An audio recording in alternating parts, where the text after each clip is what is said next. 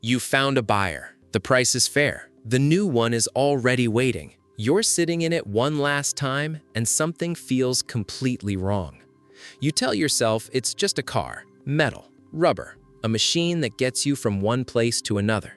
And then you sit there for 11 minutes not handing over the keys. And the feeling that is sitting in your chest right now is not sentimentality. It is grief. Real grief, the kind the brain reserves for things that meant something, for things that held your life. And understanding why this happens tells you something important about how human memory actually works, and about why objects are never just objects to the people who lived inside them. The car was never really a car, not to you, not after everything it carried. Here is what most people assume, that feeling sad about selling a car is irrational, excessive, embarrassing. People say things like, "It's just a car, you can get another one, it's not like losing a person." And on the surface, that logic is correct. It is not a person, but that is precisely the wrong frame. Because the brain does not grieve the object, it grieves with the object contained, the memories, the version of yourself that existed inside it, the time that cannot be recovered. Neuroscientists call this autobiographical memory, the brain's record of who you were and when. And objects become anchors for that record, physical access points to specific chapters of your life. When you sit in that car one last time, your brain is not processing a transaction, it is processing a chapter ending. And chapter endings in a human life carry weight, regardless of whether the next chapter is better. The new car might be better in every measurable way. That is completely beside the point, because what you are losing is not transportation capability. You are losing a witness, something that was present for your life, that held your tears, your music, your arguments, your silences. Now, here is where the psychology gets genuinely interesting, the guilt specifically, not just sadness, guilt, the sense that you are doing something wrong to something that trusted you. Psychologists call this anthropomorphism, the human tendency to assign human qualities to non-human things. It is not a malfunction of the brain, it is one of its oldest and most powerful features. Humans evolved in social groups where reading intentions in others was survival critical. The brain became extremely good at detecting agency and intention anywhere, even where it doesn't exist.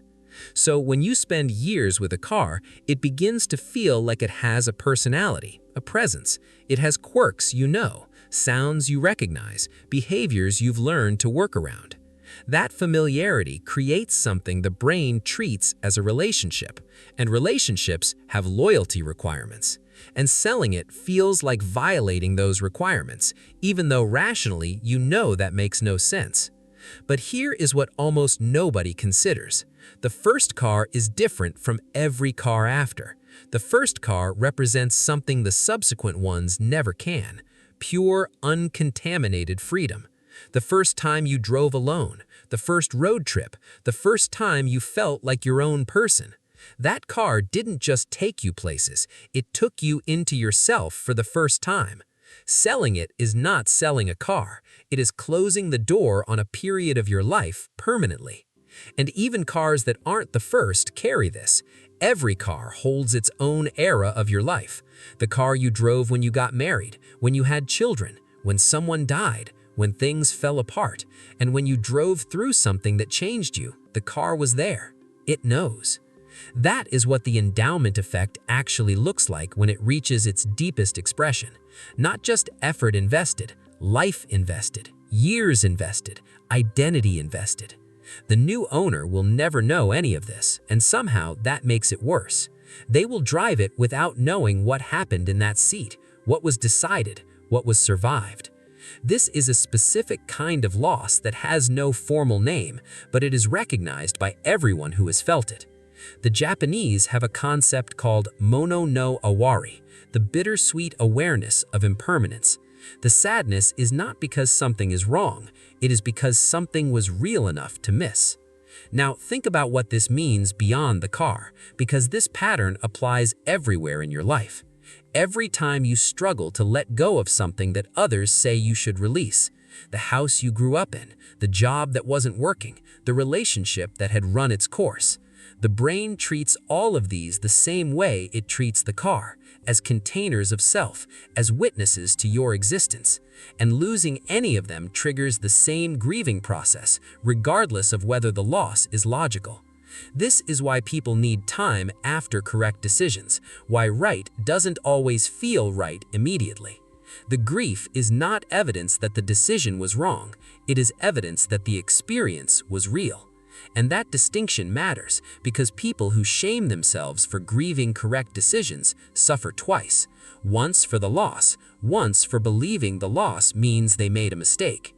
Giving yourself permission to grieve a car is not weakness, it is psychological accuracy. It means your brain is working correctly, attaching to meaningful things and recognizing when they leave. A brain that felt nothing when meaningful things left would be a far more troubling thing.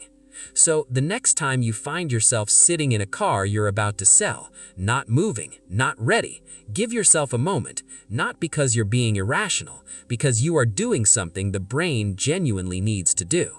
You are not saying goodbye to metal and rubber, you are closing a chapter of your life with the respect it deserves. And when you finally hand over those keys, you are not losing the memories, those stay. Only the anchor moves on. If this made you think about a car you once had to let go, subscribe to Wheel and Psyche. Every week we go deeper into the psychology behind what car people feel that nobody ever gives them the words for.